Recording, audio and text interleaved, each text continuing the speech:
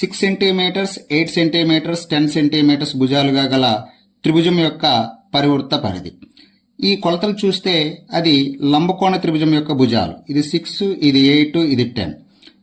ఇలాంటి లంబకోణ త్రిభుజంలో పరివృత్త కేంద్రం అనేది కర్ణం యొక్క మధ్య బిందువు అవుతుంది. కర్ణంలో సగము అనేది పరివృత్త వ్యాసార్థం అవుతుంది. కాబట్టి r is equal to 10/2 5 centimetres. పరివృత్త పరిధి అంటే 2π, r అంటే 5, 2 5s 10π. Next 5 centimetres 12 centimetres 13 centimetres భుజాలుగా గల త్రిభుజంలో అంతర్లిఖించిన గరిష్ట వృత్త వ్యాసార్థం. ఇక్కడ ఈ కొలతలు చూస్తే ఇది లంబకోణ త్రిభుజం.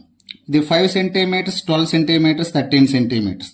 దీనిలో అంతర్లిఖించిన వృత్తం అంటే అంతర్వృత్తం.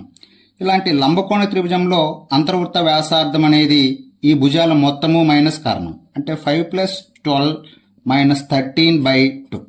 భుజాలను కూడాలి, కర్ణాన్ని తీసివేసి దాన్ని 2తో భాగించాలి.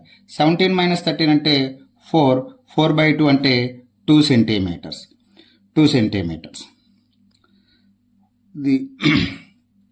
నెక్స్ట్ సమబాహు త్రిభుజం యొక్క పరివృత్త మరియు అంతర్వృత్త వ్యాసార్థాల నిష్పత్తి. పరివృత్త వ్యాసార్థం వచ్చేసి a/√3 నిష్పత్తి కాబట్టి ఈస్టు అంతర్వృత్త వ్యాసార్థం a/2 × √3. a క్యాన్సిల్, √3 క్యాన్సిల్, 2 ఇటు వస్తే 2:1. ఈ విధంగా ఈ బిట్స్ని మనం సాల్వ్ చేస్తాం.